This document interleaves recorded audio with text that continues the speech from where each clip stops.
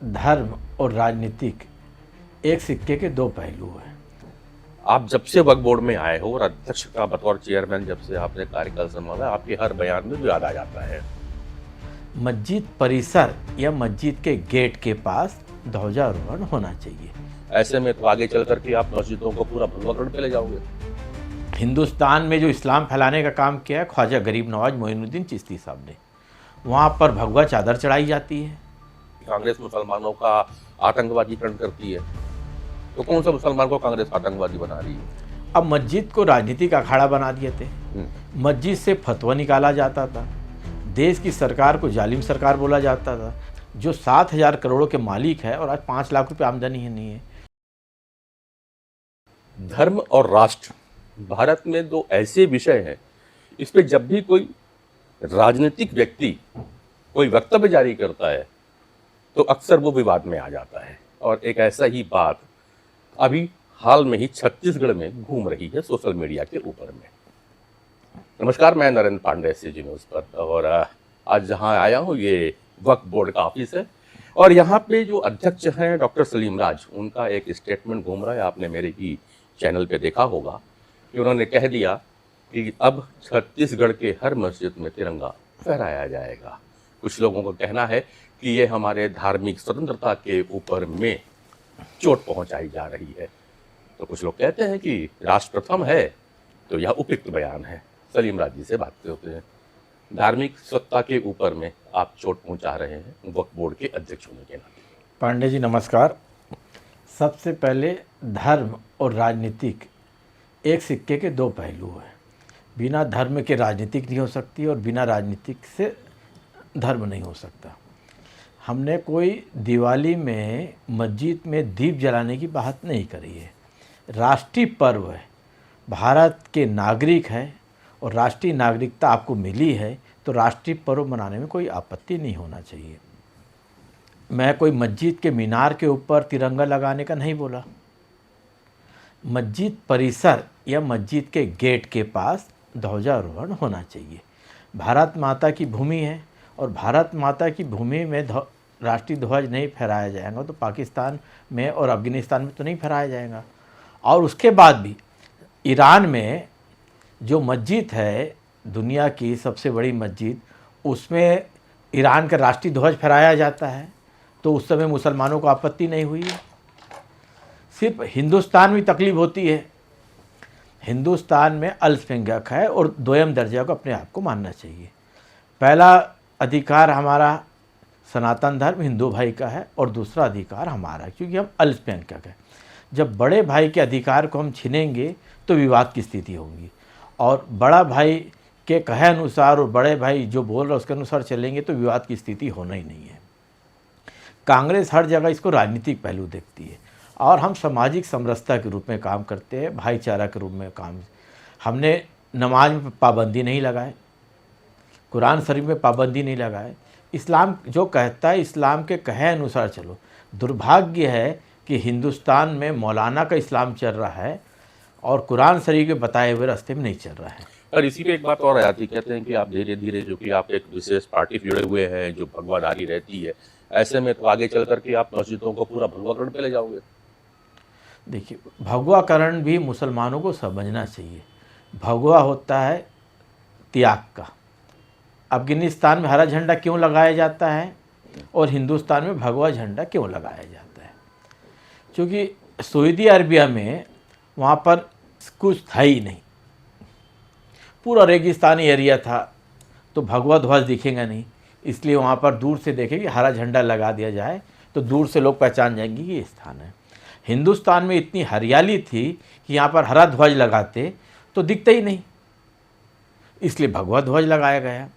और भगवा ध्वज हिंदुस्तान में जो इस्लाम फैलाने का काम किया है ख्वाजा गरीब नवाज मोइनुद्दीन चिश्ती साहब ने, वहाँ पर भगवा चादर चढ़ाई जाती है, भगवा प्रसाद बनाया जाता है और दुनिया का एकमात्र ऐसा स्थान है जहाँ पर नॉनवेज का प्रसाद नहीं चढ़ता है, ना नॉनवेज बनाया जाता है। ये हिंदुस्तान की संस्कृति है और सनातन धर्म का सम्मान है। इसके तहत वहाँ पर केसरिया चावल बनाया जाता है, नॉनवेज का प्रसाद नहीं होता है। वहाँ पर जितने भी सेवक रहते हैं, खिदमतगार, वो हमेशा चिश्तिया गमछा ओढ़ते हैं। उसको बोलचाल की भाषा में भगवा बोला जाता है और अरबी उर्दू भाषा में उसको चिश्तिया रंग बोला जाता है। इसमें तकलीफ़ क्या होना चाहिए? फिर आप ही के कुछ और भी कौम से लोग हैं, आप ही के समाज के लोग हैं। मैं उदाहरण दूँ, अभी हाल में ही महाराष्ट्र में चुनाव हुआ, वहाँ पे एक मुस्लिम बहन जीत करके आती हैं और वो कह देती हैं कि हम पूरे मुंबई में हरा झंडा फहराएंगे। तो फिर अगर ये कलर की बात है कि इतना तो आपको तकलीफ केसरिया रंग से है, भगवा रंग से नहीं है और हरे रंग से भी नहीं, जैसे भी आपने कहा, तो फिर ये हरे रंग पे बवाल क्यों खड़ा किया जा रहा है पार्टी के द्वारा? ये वोट बैंक की राजनीतिक है। ओवैसी जी सिर्फ मुसलमानों को कटघरे में खड़ा करना चाहते हैं, मुसलमानों को संदेह के दायरे में ले। उनसे कौन पूछा गया था कि वंदे मातरम का? बोले मेरी गर्दन में भी तलवार रख दी जाएगी तो मैं वंदे मातरम नहीं बोलूँगा। अरे वंदे मातरम का अनुवाद तो समझ लो, इतना तो जानकारी होना चाहिए। आप तो बैरिस्टर साहब हैं। माँ तुझे सलाम, जो देश से प्यार करना है, वंदे मातरम में तकलीफ है। और जो भी अब भारत के नागरिक है और हमारा राष्ट्रीय गान है, राष्ट्रीय गान को महत्व देना चाहिए और समझना चाहिए। कांग्रेस ने तुष्टीकरण की राजनीति करते हुए वंदे मातरम के 4 छंद कर दी कि हमारा वोट बैंक खंडित हो रहा है। तो ये तो अपने स्वार्थ के लिए कुछ भी कर सकते एआईएम, ओवैसी जी और कांग्रेस के लोग। कांग्रेस की आप बात करते हो, आपने एक वीडियो में आरोप लगाया कि कांग्रेस मुसलमानों का आतंकवादीकरण करती है। तो कौन सा मुसलमान को कांग्रेस आतंकवादी बना रही है? आतंकवादी सिर्फ बम ब्लास्ट करने वाला आतंकवादी नहीं होता है। आतंकवादी जो आतंक फैलाए समाज में, वो आतंकवादी होता है। कांग्रेस ने सिर्फ यही काम किया कि मुसलमानों को डर भय पैदा कर दिया गया कि भारतीय जनता पार्टी की सरकार आएंगी तो आपको पाकिस्तान भेज दिया जाएगा, भारतीय जनता पार्टी आएंगी तो देश में दंगे होंगे। देश में सबसे ज़्यादा दंगे हुए तो कांग्रेस शासनकाल में हुए। कौन से एक मुसलमान को पाकिस्तान भेजा? तो कांग्रेस डर पैदा करके आतंक पैदा करती है और आतंक के साए में समाज में दूरियां बढ़ाने का काम करती है। चलिए हम आते हैं आपके विभाग की और अब वक्फ बोर्ड की बात कर लेते हैं। आप जब से वक्फ बोर्ड में आए हो और अध्यक्ष का बतौर चेयरमैन जब से आपने कार्यकाल संभाला, आपके हर बयान में विवाद आ जाता है। खैर मैं विवाद की ओर नहीं जाऊंगा, आते हुए मैं आऊँगा उपलब्धियों में। विवाद की सूची बड़ी लंबी है, उपलब्धियों की सूची हम आपसे जानेंगे कि विगत 8-9 महीने में बतौर चेयरमैन डॉक्टर सलीम राज ने क्या उपलब्धियां हासिल की जो वक्फ बोर्ड के लिए। विवाद कुछ नहीं हुआ। अब मस्जिद को राजनीतिक अखाड़ा बना दिए थे। मस्जिद से फतवा निकाला जाता था, देश की सरकार को जालिम सरकार बोला जाता था, नरेंद्र मोदी को खूनी प्रधानमंत्री बोला जाता था। मस्जिद तो इबादत की जगह है, वहाँ पर आदमी सुकून के लिए जाता है, शांति के लिए जाता है। वहाँ पर ऐसे भड़काने का काम जो किया जाता था उसके लिए हमने पाबंदी लगाए कि मस्जिद की जगह है और वहाँ सिर्फ इबादत होना चाहिए और कुरान शरीफ की बात होना चाहिए, दूसरी दुनियावी बात नहीं होना चाहिए। इसमें कुछ मौलाना और कुछ जो समाज के मठाधीश बने थे उनके पेट में तकलीफ हो रही थी, ये विवाद किए उन्होंने। मुतवल्ली को आपने अनुदान देने की बात कर दी, अनुदान दिया जाएगा? नहीं, जो साबे हैसियत जिनके पास फंड नहीं है, ऐसे दरगाह मस्जिद को ध्वजारोहण के तो बोले हम तैयार है साहब, मिठाई नहीं बांट पाएंगे, उसके लिए सजावट नहीं कर पाएंगे। और गोष्ठी होना चाहिए कि 15 अगस्त 26 जनवरी क्यों मनाया जाता है, मुस्लिम समाज को पता होना चाहिए और मुस्लिम नवयुवकों को पता होना चाहिए। उसके लिए उनको 5 से 7 हज़ार रुपये का अनुदान दिया जाएगा जो आवेदन करेगा। अच्छा, चलिए वक्फ में हमेशा कई बार विवाद की स्थिति रही है जिसमें कि जो बहुसंख्यक समुदाय है, हिंदू समुदाय है, वो जब नया वक्फ विहार तो भी आ रही थी कि वक्फ कई जगहों पे जमीन कब्जा कर लेती है। छत्तीसगढ़ में क्या स्थिति है? नहीं, छत्तीसगढ़ राज्य वक्फ बोर्ड के पास करीबन 7,000 एकड़ जगह है। 7,000 एकड़ जगह में 95% कब्जा है।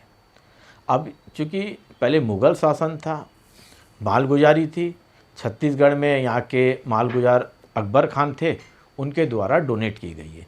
और जो बोला जाता है कि कोई भी ज़मीन को वक्फ बता दिया जाए, ऐसा नहीं है।